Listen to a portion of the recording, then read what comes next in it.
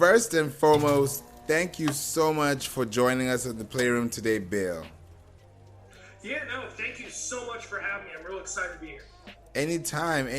I'm really looking forward to this conversation because we're in the season of shoppings. We're in the summer, and a lot of people, every season is always going to be a shopping season, but I think this year, most importantly, I think people want to really recover and enjoy what they missed last year.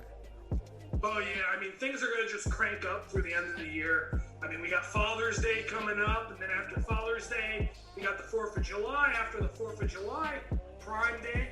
And then after Prime Day, it's just time flies and you get to Christmas in no time. Exactly. I would love you to tell people more about yourself, what you do, and who you are.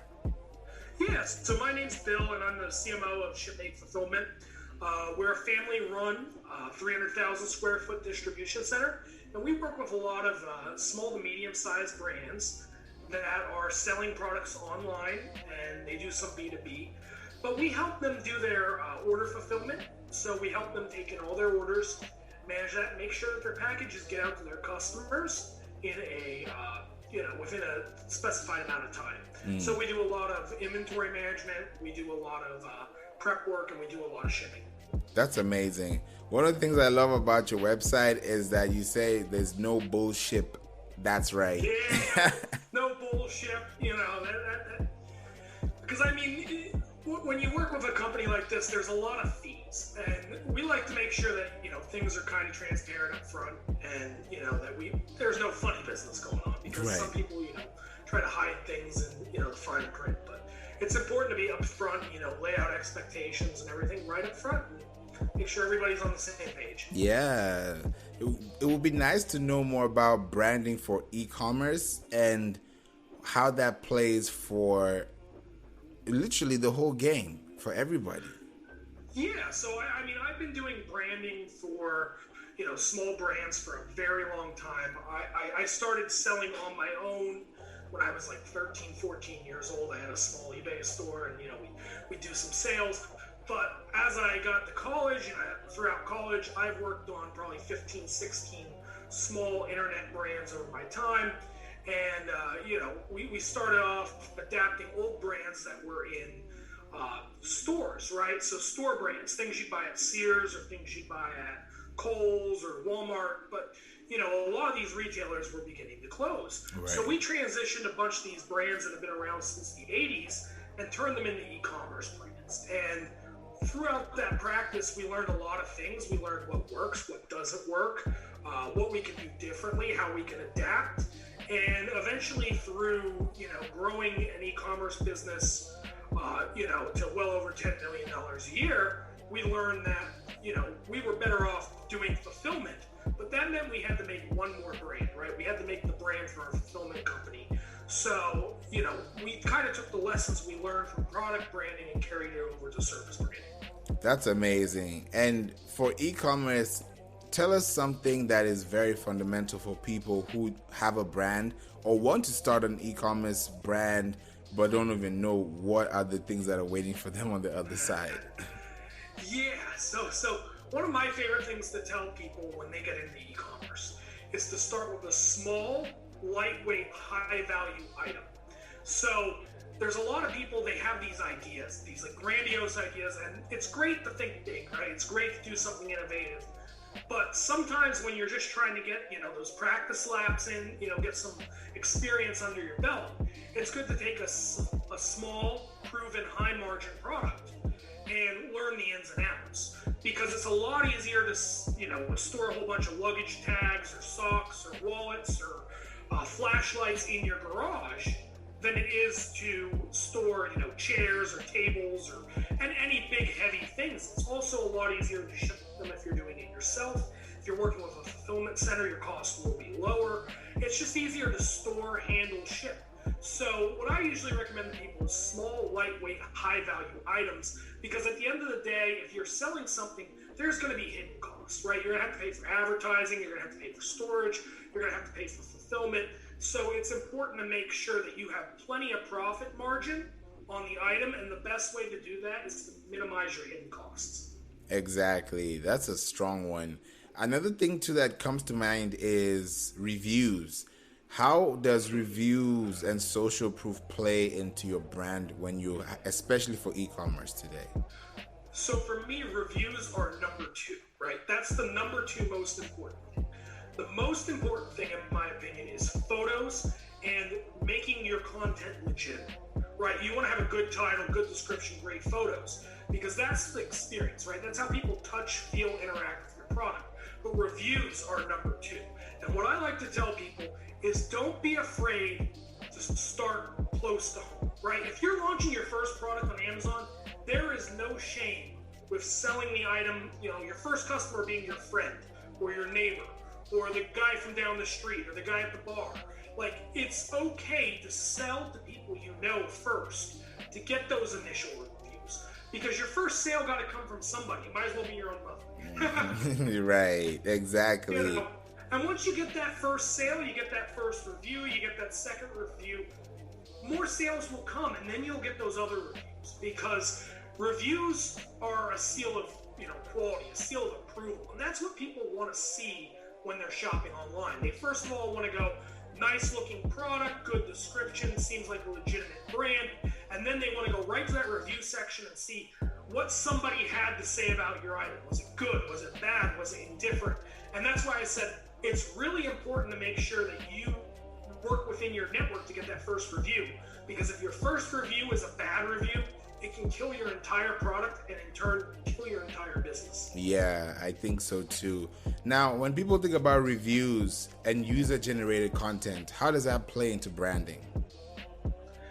So I think that this comes down to experience, right? So customer experience is a big thing. It's a big topic. I think sometimes people beat it too hard. They beat that drum till, the cows come home. And it's important, because from step 1 to step 2 to step 3, somebody's interacting with that product, right? So from the moment it arrives at that door, the customer experience begins. Right. So if you put that order in there, you click that box, it takes a long time to get there, customer experience is going down. It's becoming negative. The package arrives, it doesn't look good, the label's crooked, the box is beat, customer experience is going down. They open it, it's hard to get this thing open, the packaging's a mess, customer experience, once again, is becoming very negative. So what I think is really important is to start at that click, right? Start from the moment you get that click.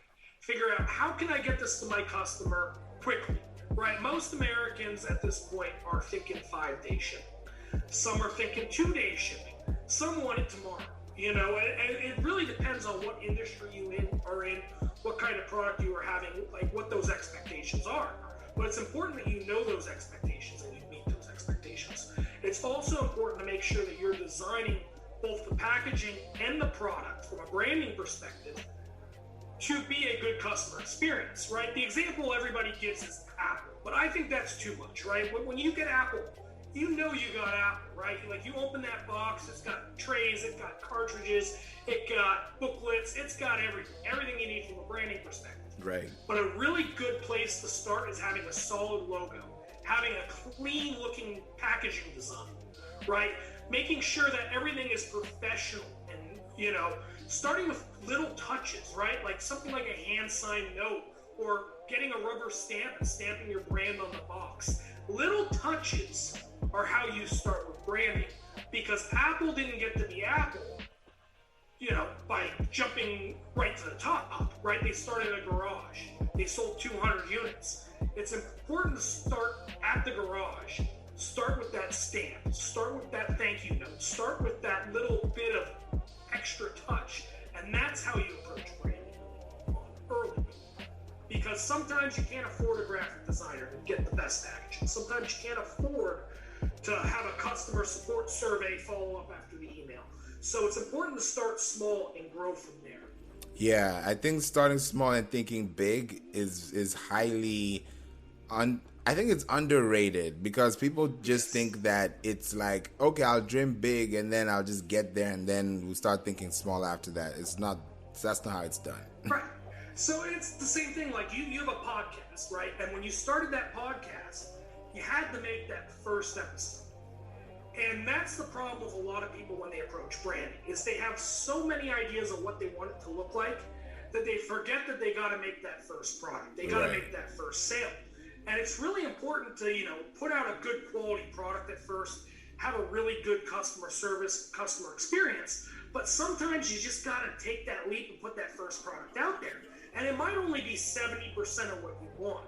But it's important to get started, because you can always go from that starting point. But if you don't get started, that's when you start to have problems, because people have these big aspirations and then they get hung up on one or two things, and it prevents what could have been a great brand from ever coming into existence. I believe so too. And it's all about that mental game, that stability, because you think about it, if you're selling t-shirts and somebody next door is selling t-shirts, why is your t-shirt going to sell more than his? Right. It's the good old Starbucks example, right? Coffee, right? I can sell coffee for $3 a cup. You can sell coffee for $3 a cup. But until we start playing music and taking custom orders, putting up tables, nobody's Starbucks yet. And that's really what we're at. Like with the t-shirt example, you and me can both sell red t-shirts. We can do it.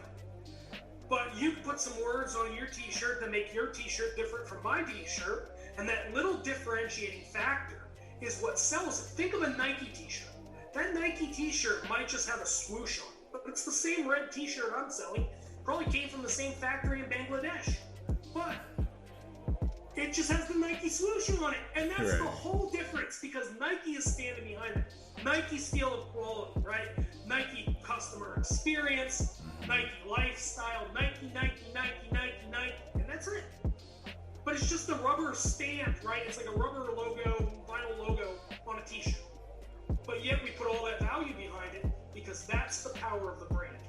Exactly. Same thing with Supreme. Somebody will see a regular t-shirt, Yeah, you got any of the bricks? Exactly. I wanted to get one of those bricks just as like a paperweight for my desk. Right. $200. I'm like, no. Exactly. It's all in the perception of the brand. And I think when people start to realize that, when people start talking about your brand in a way, it builds a character. There's an avatar, and it takes time to build an avatar. Yes. And that's the thing, is in order to get to the point where you're blown up on social media, the media is talking about you, you're in Walmart, somebody got to talk about you first, right? So you got to make that first fan who talks to 5 people. And those 5 people need to become fans and talk to 5 more people. Right. And that's how you grow a following. You don't just snap your fingers and go, I built this thing, it's awesome. Now the people are going to come find it. You got to go out there and make your fans. And branding is a good way to do that, because branding can convey messages. Branding can convey meanings. Branding is the way you make a personal connection with people on top of that seal of quality, because people identify with brands, right? If I look at something like, Chubbies, I think a lot different kind of person would wear Chubbies than Levi's. Right? I picture a cowboy with the Levi's. I picture Chubbies. I see a guy out on a boat out there in the bay fishing for the day. It's 2 entirely different images. And that's the power a brand has. Just by those words, you picture a different kind of person. And branding allows you to make that personal connection. It allows you to personify yourself. Exactly. And I think it takes time to build a brand too. But some people don't have the time to spend on that brand and build it. Now, when you think about e-commerce, there's this war about Shopify, Wix, and WordPress, and all these other platforms. Do they really matter? Of course they don't when you think about the sales turnover. When you think about the development and the growth of a business, does this really matter? Whether you're on Shopify or Woo or BigCommerce, right, Squarespace or Wix, or the list is endless. Yeah. Right. And I think to some degree it does. But I think if this is the thing that people are hung up on, it's the wrong thing to be hung up on. Because what's different about these things is the tools available to you, the options available, as well as the pricing models. And for different companies, different pricing models make sense. For different kinds of brands, you might like a template on Wix a lot more than you like a template on Shopify, or you might like a Shopify template a lot more than a BigCommerce template. I personally recommend that if you're going to be looking at, different kinds of platforms to build your business upon, different shopping carts, I would definitely look into all the major ones. So that would be Shopify, BigCommerce, WooCommerce, and maybe some of the smaller guys, like Squarespace or Wix or, those kind of places, because it's important to just know what your options are, because the more options you have, the more ability you have to make a decision that's impactful and intelligent. Yeah, I think so too. And this really brings me to the next point, which is about building a mailing list and building a committed community that is loyal to your product. Even though you're not selling to them, they're still active. Could you tell us more about how that process goes? Yeah, so something we've done here is we have a YouTube channel. We actually just broke 2,000 subscribers today, so I'm excited about that. Congratulations. Yeah. But we have that going. We're also involved in the community. We put on different events. We're going to have like a job fair and like cookout outside here next month. Nice. Real excited for that. But, we do these different things to integrate ourselves, to make us more than a brand. Because at the end of the day, if you're just somebody who puts things in boxes, there's 20 of them. If you're a guy who makes t-shirts, there's 20 of them. There's countless people that are doing what you're doing, and it's about how you stand apart. And community involvement is really how you do that. Building a following, getting people who back you, right? Maybe they're backing something you're doing. Maybe you're donating money to something that is a cause that people believe in, and maybe they don't even have to buy something from you. Maybe they can just get involved with you with the cause. So like a company that comes to mind for me is United by Blue here in Philly. United by Blue, they clean up local creeks and watersheds for every pair of clothing you buy, every shoe, every shirt, every hat. But you can also volunteer with them. So they have people that are not customers that volunteer to go out and clean with them. And this is how they get people involved. This is how they get people into their brand. Like I said, we do a lot of educational content. We run a blog, we run a YouTube channel, we speak at conferences. We do different things to bring people in, talk to them, give them free information, because we think the best way to, have people follow your brand and want to work with you is to come out, give them quality information, interact with them, and show them that you care, right? Because at the end of the day, if we want people to succeed, and having that message as a brand, right, going outside of product and being like, am I going to have a community? Am I going to market myself some kind of guerrilla style, something that's not normal? Am I going to go out there and back some sort of charity? What am I going to do to give my brand more meaning than just a shirt, just a pair of shoes, just a facial hair line? What can I do to make myself more than just a product brand? Exactly. And some people think that having that following is not important, but I think the moment you're able to have someone speak for you because you said something about what you did is so beautiful, because other people want to hear your story from someone else, not from you. Yeah, well, like I said, it's the same thing I said before. Yeah. You got to start somewhere. And the problem with a lot of these things we're talking about with branding, especially branding outside of the products, right? Like other causes or events or, other things, these extracurriculars, as they call them. Right. The importance of these is that you're going to grow a following. You're going to grow a loyal following. You're going to grow a fan base. People who talk about you, people who share that buzz, people who follow you on social media. But it takes time. It takes a lot of investment before that crop grows, right? You're going to spend a lot of time watering those seeds before you get to eat. And a lot of people don't have a year. They don't have 2 years to invest in building a following or supporting a cause or driving home a message. But what I can tell you is if you get started now, when you decide 3 months later that maybe I should have done that, you're already 3 months ahead. Right. So like I said, it's all about just starting, doing something, being bold, being yourself, creating something special, and just going out and doing it, because doing it is the most important part of branding. Exactly. And you see how Nike is, they just do it. So it's just do it. And then there's a reason why they sell billions of dollars worth of apparel. I mean, it's not any better than anything else, but you know what? I buy it too. Right. Exactly. Because you want to be part of something. You want to be associated with it. You know, it's Apple, Amazon, name it. You know, you want to be part of that story.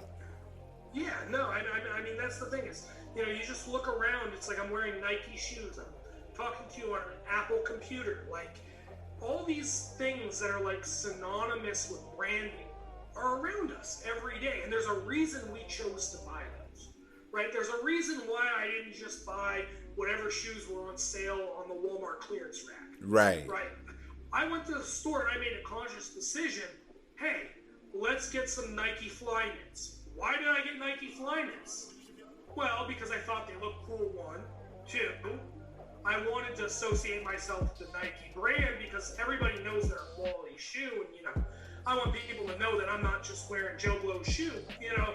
Right. And you just start thinking about all these things, and all of a sudden you see that, like, I put Nike on a pedestal, and they never had to call me, they never had to reach out to me, they never had to drag me and pull me into the store or give me a free sample. I willingly was like, I want to be part of this, and that's the power of brand. I think so too. And with branding, one thing I want to ask too is about advertising, because that's really where your conversion value kicks in, your KPIs. What are those things that you want to work on?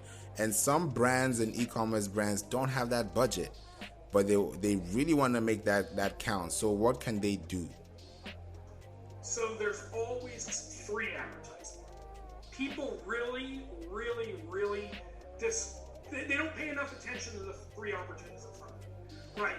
We got things like Reddit. We got things like YouTube. We got things like Facebook. These are things that companies that were started 50 years ago didn't have access to. And yes, it's a grind to build a following, but it's also free. Right? Right. It's free. Free. And that's my favorite price, right? So obviously, I want to throw out that. The other mistake companies make when they're looking at ads is they just put up barriers for no reason, right? So if I'm looking at buying ads, I might think for some reason I can give 30% of the purchase price to ads. And there's no reason why I came up with that number.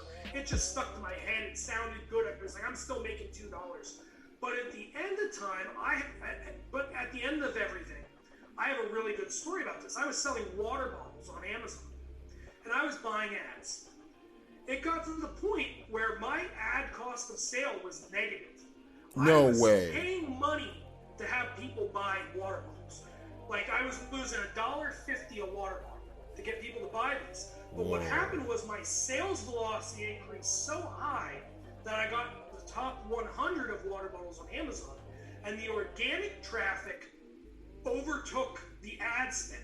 So spending $10,000, $15,000 a month on ads on water bottles actually resulted in 500 organic sales to 150 sales that I was losing money on.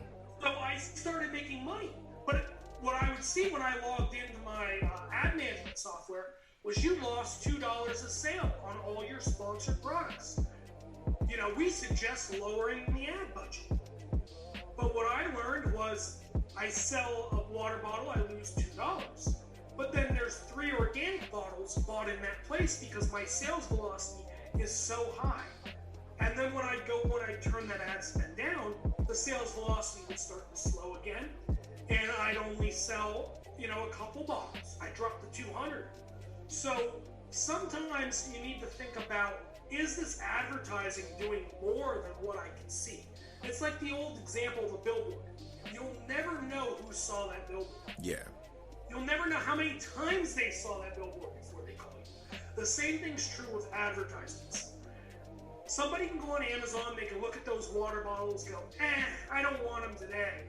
And then 3 weeks later they go, you know what, I'm buying those water bottles. But you'll never know that, right? You'll never know the value of Amazon increasing your rank by 50 because you sold an extra 15 units through ads this week. Right. These are all like hidden values that the only way you're going to discover them is to play around, experiment, try different things. But it's important to always sit there, always learn, right? Always learn, always evaluate, always crunch the numbers and figure out, is there something I can do to be better? Exactly. And I think being better is what makes your company more accessible and more engaging, because you don't look like the same old sticky wall that has nothing to change on it, and everybody knows what you're doing without you impacting them in return. Right. It's like I said, you can perfectly fine sell a red t-shirt, right? You can sell red t-shirts all day for $20, boring old pictures, no branding, and people will still buy them. But a lot more people are going to buy that Nike shirt. Why? There's not just cool photos of the shirt and got that logo. There's pictures of people using the shirt. Yeah. Right? There's maybe a video where they're like, Nike, just do it. Like, you know, like professional athletes everywhere choose Nike, you know, and then they have all this branded content, all that stuff built out. And all that stuff is adding value you can't see in the numbers. And that's what makes branding hard, is you can't conceptualize the value of it until you discover. Because you can sit there and you can do branding right for 6 months, 8 months, a year, and never know exactly how much better you're doing because of it. But I can tell you, branding will not hurt you. Exactly. Branding will definitely not hurt you. I think it's more of the psychology of color and the emotion that you give when someone thinks about your brand. When you think about Chick-fil-A, when you think about Popeyes, you think about two different signals. And it's like you didn't ask for it, but it happened, right? Right, no, but they both sell you a chicken sandwich. They're selling the same thing, but you have two different views of what that experience should look like. Right. You have different expectations of who works at each one. You have different experiences of what going through the drive-thru is going to be like. Right? The buildings look different. The menus are laid out completely different. Right? So every time you go, the first thing I think of Chick-fil-A is my pleasure. Exactly. Right away. That's the first thing that comes to mind when I think of Chick-fil-A is my pleasure. And that's deliberate, right? That's the first thing I think of. When I think of Popeyes, the first thing I think of is that batter, right? I just think of the batter. Right. The batter is everything at Popeyes, right? Like that spicy batter is, it's everything. And I don't really think about the employees or the experience there.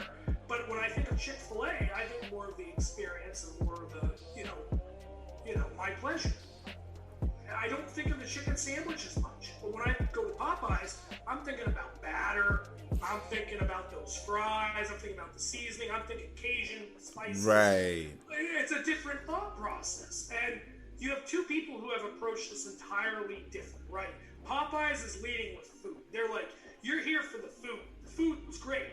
Louisiana fast, Louisiana flavor. And then you got Chick-fil-A, and they're leading with service. They're leading with experience.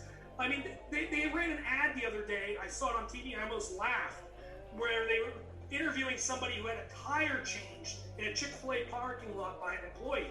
I went, man, they're about to become Pep Boys now. Who breaks down is going to take their car to, Chick-fil-A for help. Exactly. But the thing is, this shows you two different things. Popeye showed me a picture of a chicken sandwich. I'm getting hungry. And Chick-fil-A is telling me they're going to change my tire if I need it. Like, two completely different brands that are both killing it in very different ways. Exactly. And I think it all boils down to identity. So you can definitely stand out, but you need to know what you're standing for. Right, and that's the other track, branding, right? Is, like I said, you want to just do something. You want to get out there. You want to push. But there is such a thing as doing too much, right? You can't be two things at once, right? Especially if they're conflicting things. Yeah. You gotta find what you're good at and master that, right?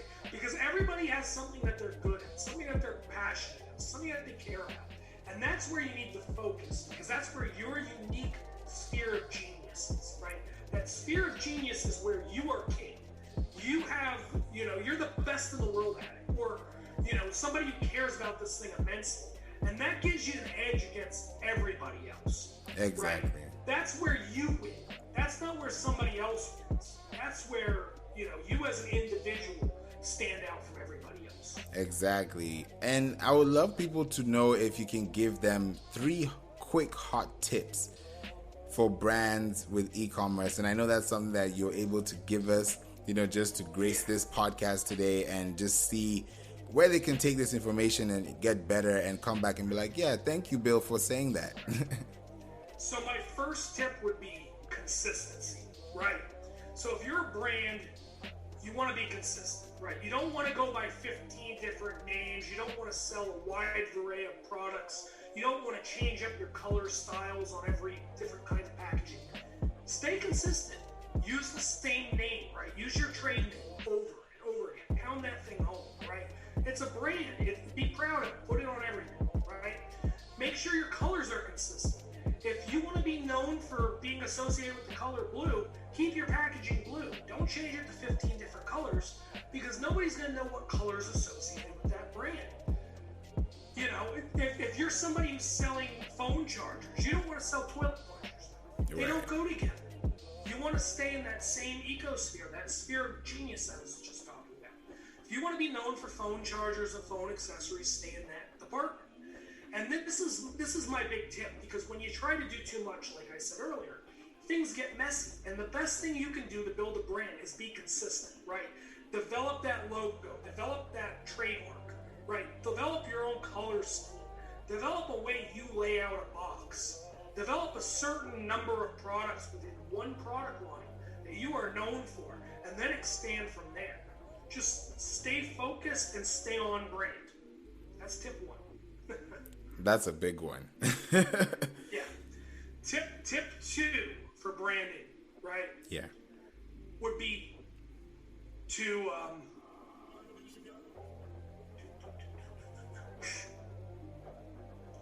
so tip two for branding would be pay a little bit of extra money. It's worth it.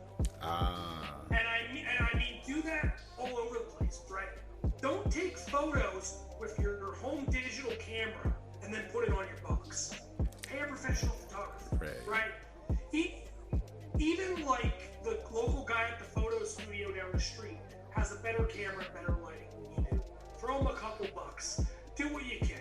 Spend money on logo design, right? Go. There's great people on Fiverr, right?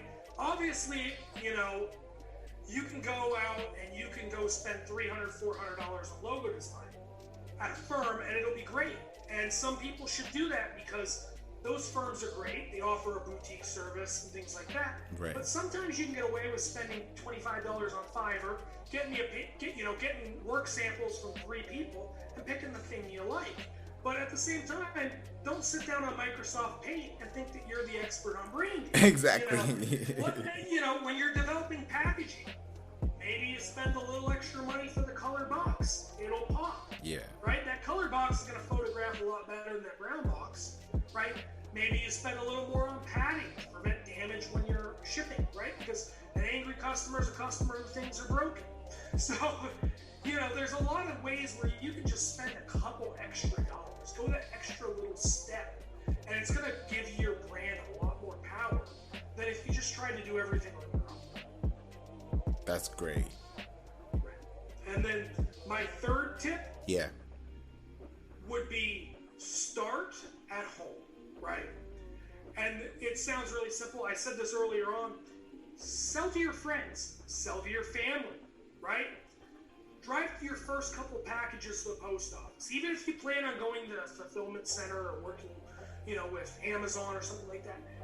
Feel what it feels like to pack something. It feels like to take it to the post office. Feel that sense of pride, right? Because once you learn how to package your product, you're going to have a lot more insight into what goes into it, what kind of costs are in there. It's going to make you a more knowledgeable businessman, right? And, when you're at home, you can do social media, you can do all different kinds of marketing. You can do all this from your garage. You don't have to go out and hire the big firm. You don't have to go out there and, tackle the world by yourself when you're just starting out. Yeah. Start small, start your garage, focus on that one brand, like I said, and kill it. Do it yourself.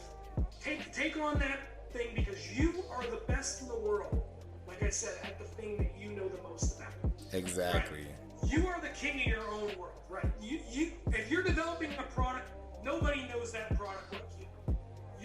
You're the master your own destiny. And it's important in the beginning to take on that responsibility wholeheartedly yourself, because you're the only one who cares as much as you do. Exactly. That's a punchline right there. Definitely. Yeah. I just believe so. Nobody cares more about you than you. Exactly. You know? Exactly. And I think even with what you've mentioned, it's so monumental and so vital for today, especially for people who are starting businesses. You know, you go on YouTube, you go on TikTok, you see people are making thousands of dollars with e-commerce, and you're wondering, how do these guys, are they drop shipping or are they sleeping overnight? Like, what are they actually doing? Yeah, well, that's the thing, is like, I even fell victim to that myself. So funny side story. I started a YouTube channel on my own, a personal YouTube channel, where I was taking a goat through fast food restaurants. I thought this thing was going to blow up. I had merchandise planned. I had everything. And nobody watched it. And I was like, it's a goat eating Big Macs in the back of a Ford Focus. Like, this is hilarious. Why aren't people watching this? Right. And it just goes to show that, you know, overnight success does happen to some people, right? But for most people, it doesn't. Even if you have a great idea, right? You got to work at it. You got to grind at it. You know, maybe that idea would have panned out if I put, you know, more effort into it and I made it like a multi-year project. And, you know, this was what I did. But, you know, I think a lot of people go for that quick win because you see it all the time on TikTok. Mm-hmm. You see it all the time on Instagram. You see these people who just seem to blow up overnight. But that's not how things go. Like, if you look at this business, we started out in the retail space back in 1984. And then after the retail space started to fizzle out, we went into e-commerce. And then we had some issues with e-commerce and Amazon, and, you know, we were building these brands, but the money really wasn't there. And we went into logistics because we had the assets already in place for that. And that was where our strengths really were, right? Was in logistics. So we made that pivot again. So you look at this and you go, this is a company that's been around for 40 years, and they've had to change their business model 4 times to adapt to things, to change. So you don't get to run, you know, a fulfillment center because you have this idea in your sleep one night, right? It evolves, it grows, it comes from years and years of building something and working on something and growing something. And the same thing's true with e-commerce and branding, right? Yeah. Like, you have these viral products that blow up overnight. You have these influencers who gain stardom for just yelling, "Cash me outside." How about that? Right? Right? And this happens to people. This happens all the time, and we think it's this common occurrence, but it's not. Most people who get where they are work for it, right? They devote their lives to this. They sometimes quit their jobs and, like, grind away at this for 3, 4, 5 years before they ever have any success, let alone, you know, viral fame. So I think it's important to realize that you are not alone. If you are somebody out there on the grind, you're somebody, you know, trying really hard to break out, have success, you are not alone. There's a lot of other people doing that. And a lot of the people who succeed did exactly what you are doing now. They're grinding. Because you gotta grind before you thrive. Exactly. You got to grind before you thrive. That's a fact. That's a big fact. And you mentioned something too just now that just really made me start thinking about teams when you said alone. When is that right time for someone? And there's always never a right time if you think about everything in perspective. But when do you move the needle to now start having a team when your stores and your orders become really overwhelming? So I interpret team as 2 different things. Okay. Right. There's 2 definitions of team. You have partners, right? Like somebody that you work with on a daily basis who contributes to what you do, and the 2 of you or 3 of you or 4 of you work together as a team to accomplish a shared goal. But you also have team in the more modern sense, right? So, for example, Shipmate could be on your team, right? You could create this entire backlog of an entire roster of industry professionals from various industries who work for you, right? We live in a world where you can get a remote assistant who works in another country. So you can work with somebody who will design your product. You can work with somebody who'll design your packaging. You can work with somebody who'll receive it from China off the boat. And you can, at this point in this world, manage something all by yourself without ever touching it, without ever seeing it.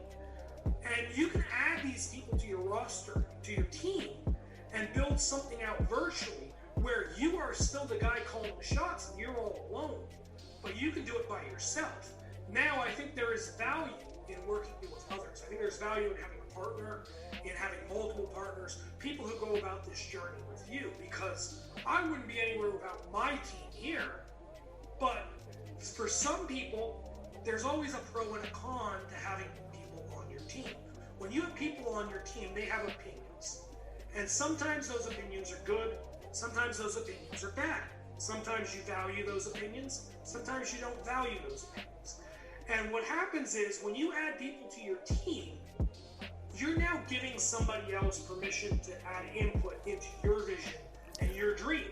And sometimes they can take your dream and elevate it, and other times they can take your dream and crush it. So it's important to remember when you're adding somebody to your team that they are bringing something to the table that you value or that you find attractive. You're not just bringing them on to bring somebody on or because you feel like you're a little, short-handed at the moment. You want to bring on quality people who enhance your vision, not detract from it. Exactly. That's a big one. I definitely resonate with that because when you think about partnerships and remote contractual jobs, you just want to get the job done. You don't want to hold anybody down, and that's when you can really think about expansion, which is almost everybody's dream. Right, and that's the real dream, is being able to focus on the things you do best and outsourcing the rest. It's Exactly. one of my favorite quotes of all time. And the thing is, there are certain things that I am very good at, right? I'm very good at talking to people. I'm very good at putting together social media campaigns. I'm very good at making videos.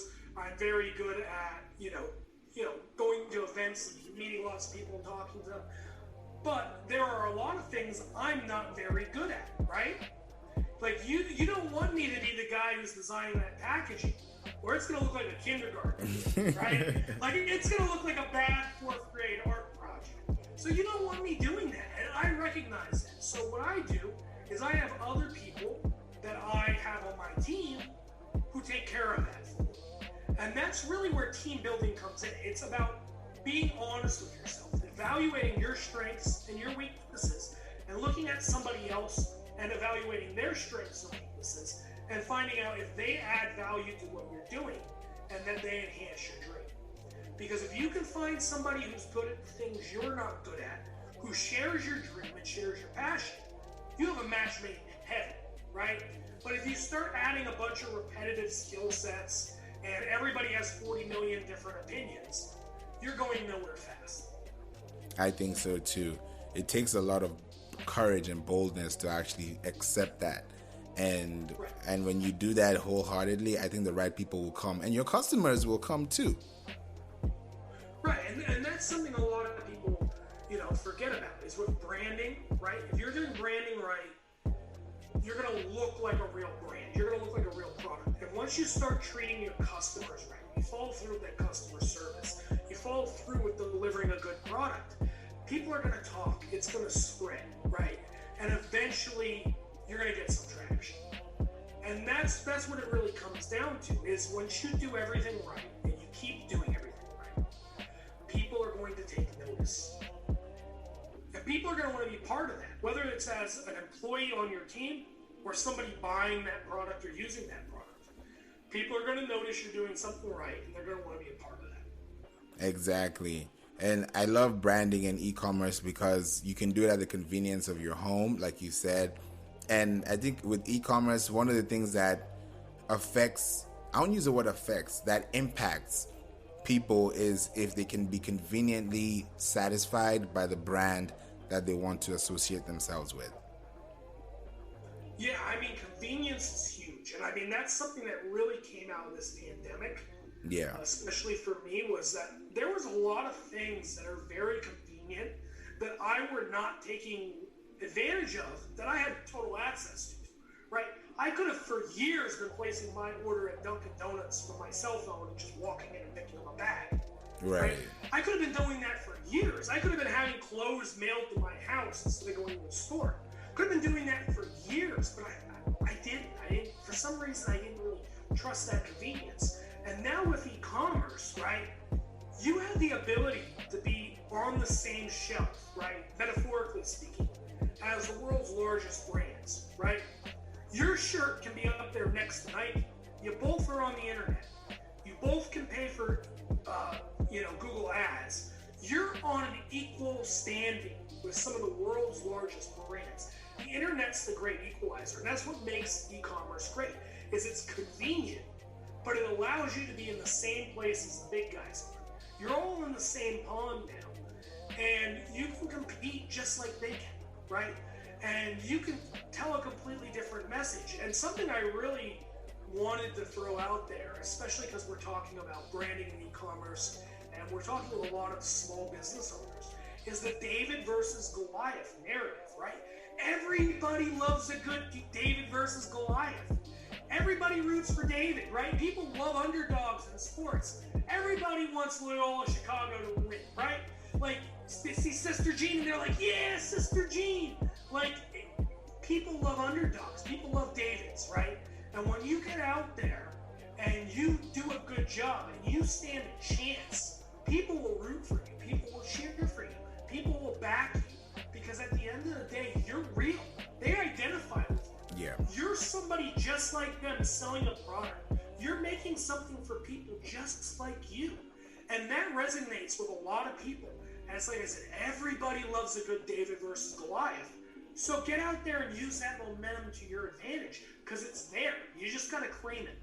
Exactly. This is one of the things that I resonate with the most, because when you are confident in yourself and you know who you believe in, then there's really no doubt, because like you said, there's a lot of imposter syndrome going on when people think about, oh, they're not gonna like this picture. Oh, this picture is too saturated. Oh, it's too blurry. People think so much, and you see artists dropping blurry pictures or pictures of their cat, and they're getting 1 million likes.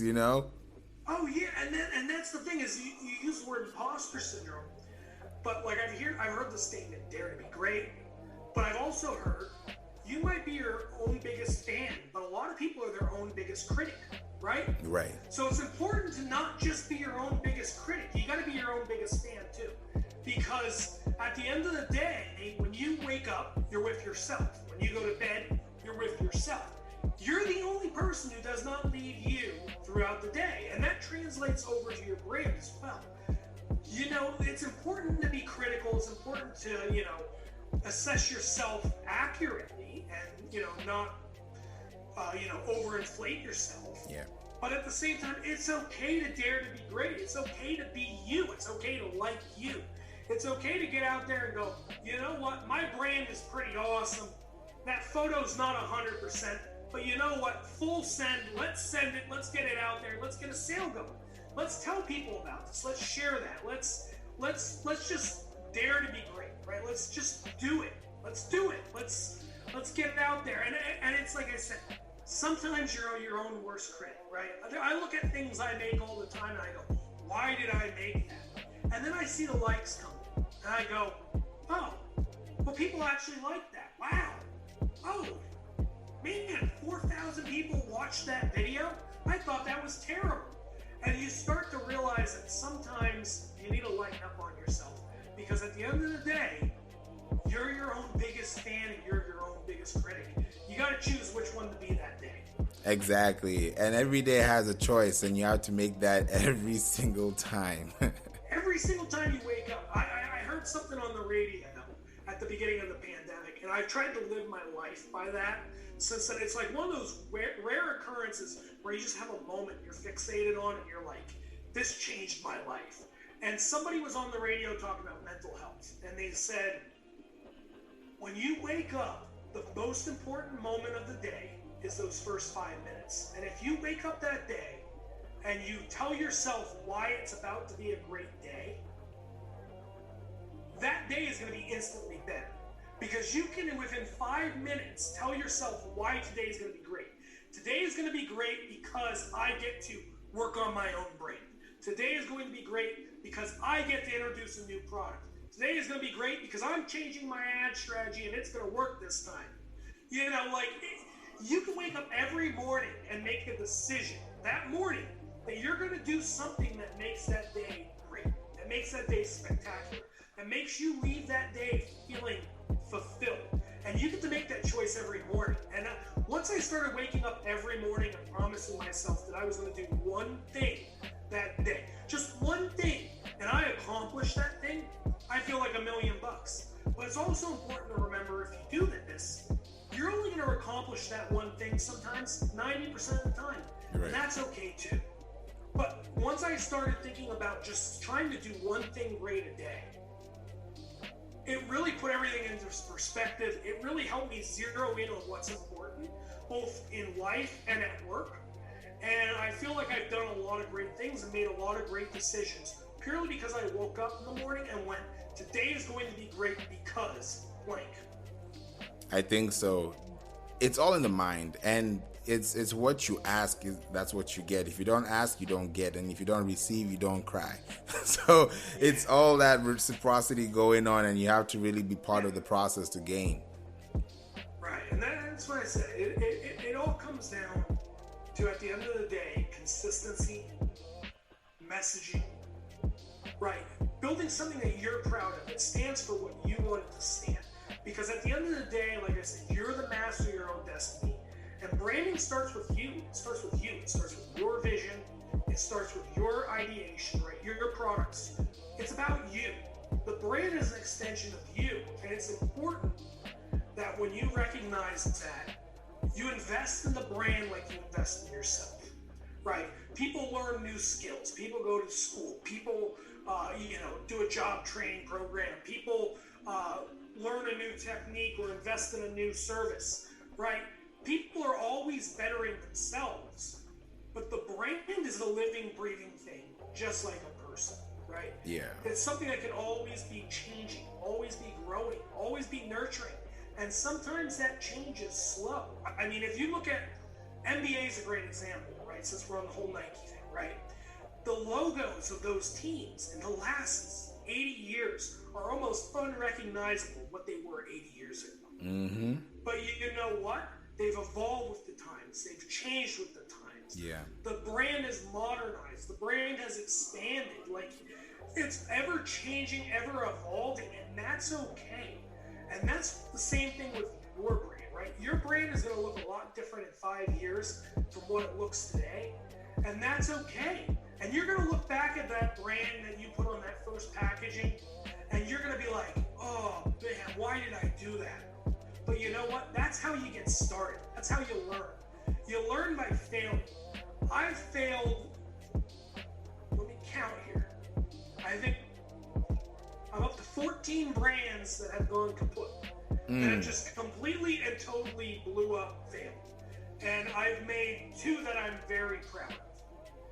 And those 2 brands that I'm very proud of are significantly stronger because of the lessons I've learned in those 14 brands that have just, gone nowhere.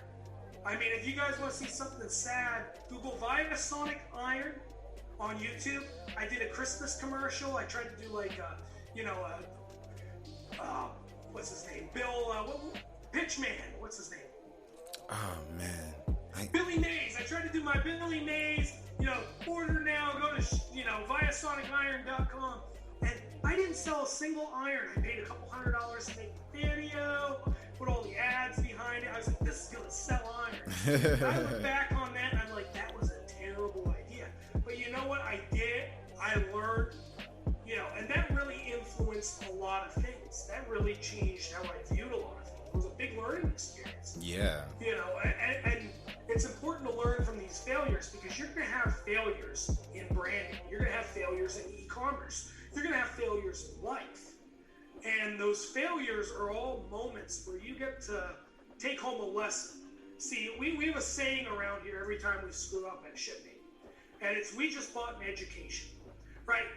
You waste a bunch of money trying something that doesn't work. What did you get? You didn't get nothing. You got an education, right? People pay hundreds of thousands of dollars to go to college. So what's the difference if you pay somebody $5,000 to try something new and it doesn't work out and you learn some lessons from it? Right. Those lessons could be well worth that $5,000 risk you took. Mm-hmm. And it's important to learn through your failures. And I think it's also great that you mentioned about failing, and it applies to failing forward. Yes. Yeah. Failing backwards is a bad thing. Very bad. That's like backstroke swimming. You just don't want to go back. It's like falling, right? If you fall forwards, you can catch yourself with your hand. But if you fall backwards, good luck. Exactly. You just got to know what stroke, where you want to go, and how you want to place that. That makes a lot of sense. Wow. Branding and e-commerce, these are the best practices for people to take in knowledge, make sure you're able to understand what to do with your business and do it the right way. This has been great, Bill. Thank you so much. I really appreciate you for having me. It's been a lot of fun. Yeah. I really enjoyed this. Oh yeah? Thank you. I appreciate that. It's one of my favorites. Hey, that's what we're talking about. If there's any way they can reach out to you, they'll probably want to start their shipment today. If they what's the next big thing? Yeah, so the next big thing is checking us out at shipmatefulfillment.com, right? So shipmatefulfillment.com, you can find a lot of information there, learn more about us, about our services we offer. But I really want to encourage you guys to check out our YouTube channel, Shipmate Fulfillment on YouTube. Right, we have a lot of great content there, a lot of educational stuff, a lot of how-tos. It can really help you out if you're starting out in e-commerce and you're looking to grow. We have everything from building pallets on there to strategies about how to grow your Amazon store. So check it out. Amazing. Wow. Yeah, you guys better check this out right after this podcast. Thank you so much, Bill, once again. Thank you so much. I like I said, I had a great time. I wish you and your listeners the best. Thank you so much. And definitely we'll bring you back here next time. Oh, yeah. I'm looking forward to it. Awesome.